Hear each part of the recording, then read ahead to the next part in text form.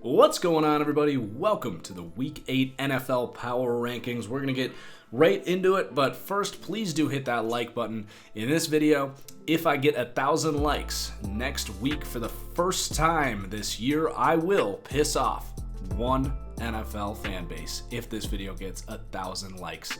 Also, remember to hit that subscribe button so you don't miss any uploads. Turn on notifications as well. So here we go. Number 32, the Miami Dolphins. They're going to stay here at number 32, but the number 31 team, the Cincinnati Bengals, have creeped down into that bottom tier. A little bit of that is the Dolphins are trying at least, and they got Albert Wilson in there now, so at least they have one starting caliber player on that offense. But hey, they're still the worst team in the NFL. The Bengals, on the other hand, they're like Miami. They can't block anyone. They're so stagnant that they have some talent on the defensive side of the ball, but no one's really stepping up, whether that's Jesse Bates, Geno Atkins, Carlos Dunlap. Like, they've got players, but they just can't really muster anything. Is Zach Taylor going to be a one-and-done coach? I doubt it, but it wouldn't really surprise me. So we got that tier jump up now to the Washington professional football team, the Washington Redskins. Now, they played in a monsoon this week. They hung in there with the Niners. This team's kind of built for a scrappy game like that. And, they almost pulled it out. But, at the end of the day, they just don't have the talent. Couldn't score at all. At this point, just put Dwayne Haskins in there. Stop being cute, Washington. Number 29, the New York Giants. Giants fans were pretty mad last week because I ranked teams like the Cardinals ahead of them. And they were talking smack, saying we're going to prove me wrong when they beat those Arizona Cardinals. Well, they can't even beat the Cardinals at home. Daniel Jones has Kirk Cousins fumbleitis, and this defense just, couldn't stop the pass heading up to this game. And in this game, they now can't stop the run. Good job, Dave Gettleman. Really doing a great job with this team. Number 28, the Denver Broncos. They're going to drop 3 this week. It was WT Flacco this week. That was one of the worst quarterback performances of the year, especially considering Flacco, no one's going to say he's a good quarterback, but he is considered, a starting caliber guy or whatever. You expect him to look a hell of a lot better than he did in that game against the Chiefs defense that is not very highly touted. And they had an opportunity to steal one with Patrick Mahomes getting hurt, and they were 1 for 13 on third downs. It was brutal. Number 27, the New York Jets, they're going to drop down 4 spots. This was the definition of a 2 steps forward, 1 step back, or maybe it was 1 step forward, 2 steps back, whatever way you want to slice it. Sam Darnold was awful. It was like Jameis Winston took over his body in this game. He was seeing ghosts in the pocket, throwing miserable interceptions. The defense had no energy, despite looking pretty good the week before against Dallas. It was a completely different football team, a paradigm shift.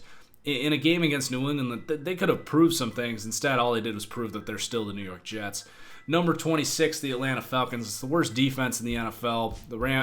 Their offense couldn't really get going against the Rams, but I do expect that they're still going to be a pretty solid offense. They can hang in some games. They can even upset some teams. So I guess a respectable number 26 here for the Falcons, as they're not going to drop after losing to the Rams this week.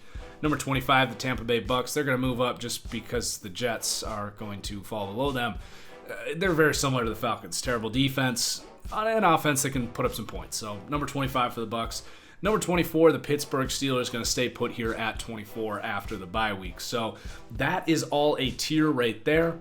At number 23, beginning this new tier of basically really long shot playoff teams, but certainly not teams that I see going anywhere should they make the playoffs. So number 23, the LA Chargers. The upside's there, but their line play on both sides of the ball, it's the worst combination in the league. Pair that with an immobile quarterback, they're really struggling on offense. They finally got it going a little bit offensively this week, but the defense couldn't hold Ryan Tannehill and the Titans. So they're going to drop down 5 here. It's time. This team is basically in desperation mode. Maybe 9 wins sneaks them in the AFC. Maybe they can completely turn this around like they've done in years past. But to see them lose in basically the most Chargers way imaginable, fumbling the ball literally inches away from victory, is basically the definition of the Phillip Rivers era in San Diego, LA, and would be pretty fitting if that is what kind of set this era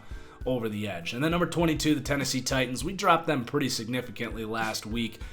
They lost to Denver and couldn't score at all. Well, the QB switch, it wasn't just a gimmick. Their offense actually was better with Ryan Tannehill than it was with Marcus Mariota. So that cues the beginning of a new transition here for Tennessee. But as far as this season is concerned, look, the AFC sucks. They're 3-4. They can sneak in, and I guess if you get anything can happen. But are we really believing that would happen with Ryan Tannehill? No, but they're respectable +6 here. Number 21, the Jacksonville Jaguars. You beat the Bengals. They regained some of that momentum after Gardner Minshew didn't look the best the week before. The defense played well. Did not look like a deflated week after trading away Jalen Ramsey. So the Jags, just like the Titans, are hanging in there, trying to sneak on into the playoffs. And then number 20, the Oakland Raiders. Caught a lot of flack for being low on this team last week. And so this week, people are going to ask why they're not falling. Well, I've held the belief that this defense is embarrassingly bad, and there they went on the road against a good quarterback, and they were embarrassingly bad. So nothing's changing from my perspective there. The offense still moved the ball pretty well. They fumbled out the back of the end zone. They had some penalties go against them. So they actually, I think we're a little closer than it looked against the Packers. Darren Waller's one of the best offensive players in the league this year. But yeah, that defense is just awful. They're right there with the Falcons and the Bucs, in my opinion. No pass rush, no coverage. They just traded Conley away. They're kind of in the wild card race right now, but God, this team is just not very good. Number 19, the Arizona Cardinals, +3 here, back-to-back weeks with an underdog victory. A lot of that is Kyler Murray showing elite flashes at quarterback. A lot of it is really good play calling as well by Cliff Kingsbury. Also Chase Edmonds really breaking out right here as an explosive running back. So the Cardinals are a relevant football team, but they're in the hardest division in the NFL and in the NFC. They're 3-1, an incredibly big long shot to do anything, but they're a tough out right now. Number 18, the Cleveland Browns. They're going to go up 1 after the bye week. They're going to have to prove something pretty quick here, though. They have the opportunity to do that against the Patriots in New England. Probably not going to happen. And then at number 17, the Detroit Lions are going to drop down 4 spots here. It's a competitive football team. They got a lot of talent in places. But my number one concern with this team and why I think their season's ultimately going to be a little disappointing is they can't rush the passer. It's been 2 weeks in a row now, and this was at home against a miserable Vikings offensive line that is playing a little better lately. But they signed Trey Flowers. He's been solid. He's been a number 2 guy, but he's way overpaid for that. And then, the interior guys that they expected to get after the quarterback, Mike Daniels, Deshaun Hand, they've been injured. And Romeo Okwara has been a good player this year, especially in run defense, but as a pass rusher, he leaves a lot to be desired. And then the rest of their pass rushers are converted off-ball linebackers. So, Patricia's trying to scheme up this Belichickian defense that traditionally doesn't lean on a lot of pass rush, and it's just not really working.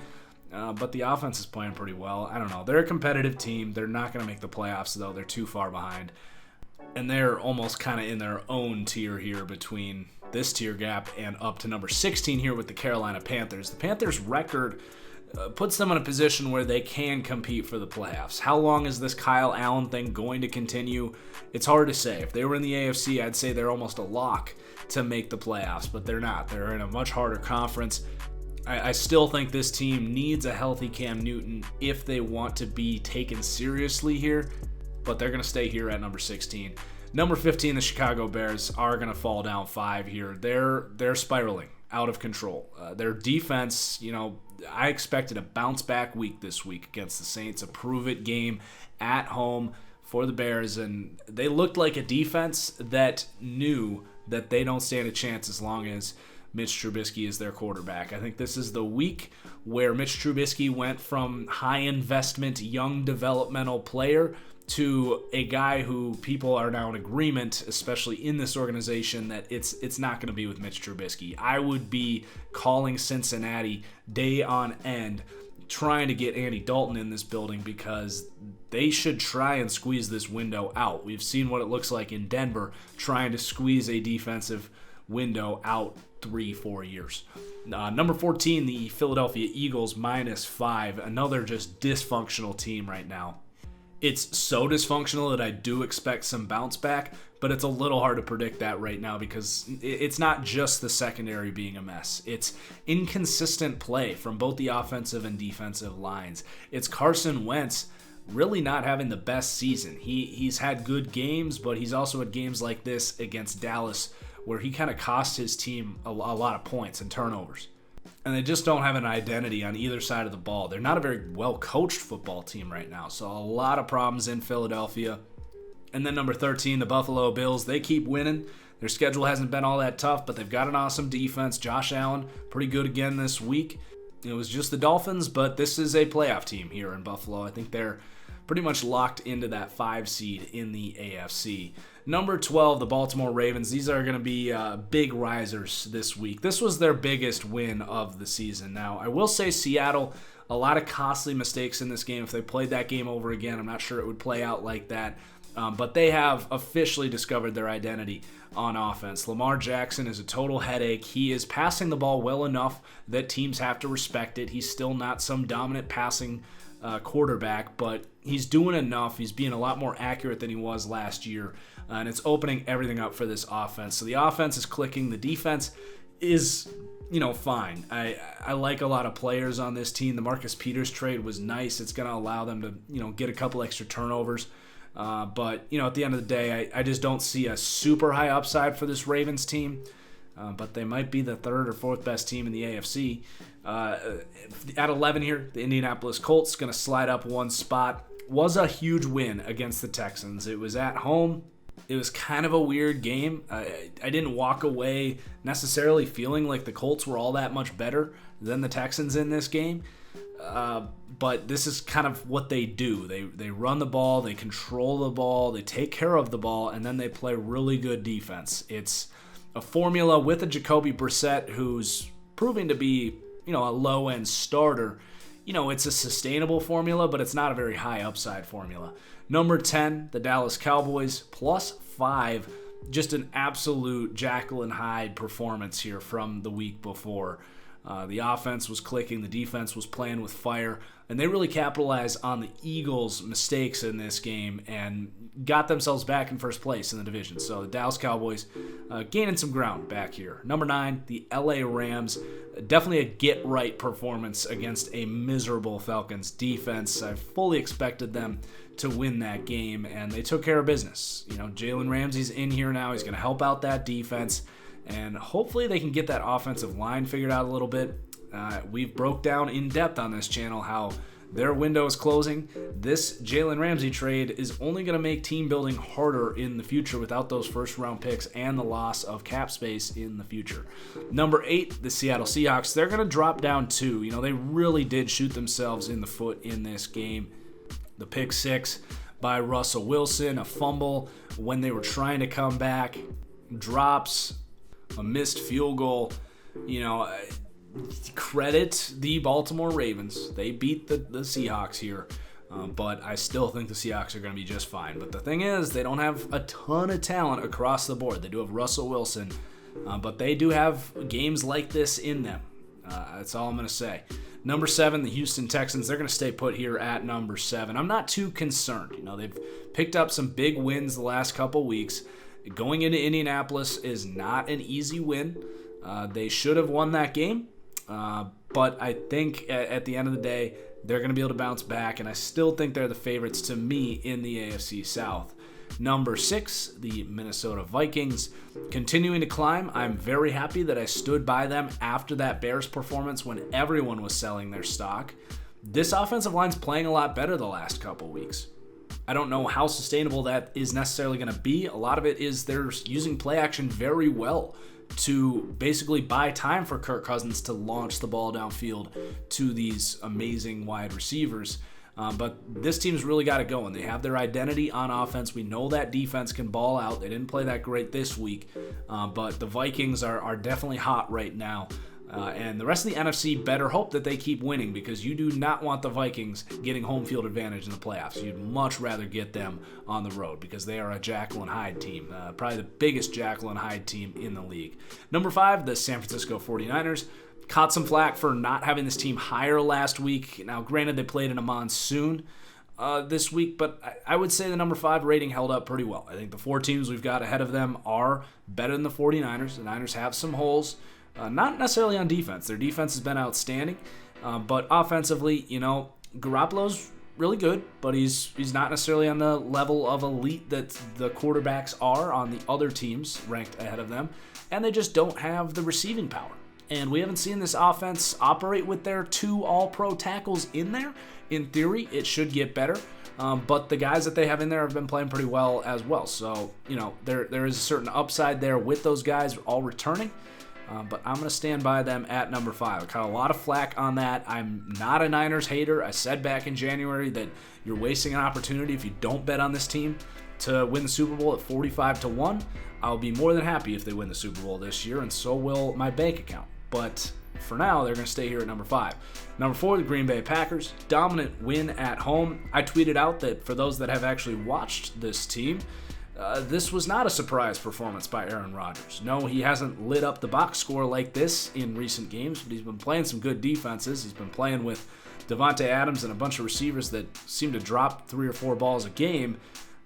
Rodgers has been spectacular this season, and he finally played a cupcake defense, and he lit them up. So to get that going, the defense is taken a couple steps back after being one of the better defenses in the league for the first 3 games. But they are going to get Darnell Savage back as well. This is not a healthy football team right now. 2 of their best players are out. So Green Bay's rolling. And then number 3, the Kansas City Chiefs. They're going to stay put here. Maybe we just learned our lesson with the Saints. I don't necessarily think it's the same situation with Drew Brees' injury compared to Mahomes. This is more about the duration. I don't think this team is the top 3 team with Matt Moore at quarterback. I'd be crazy to do that.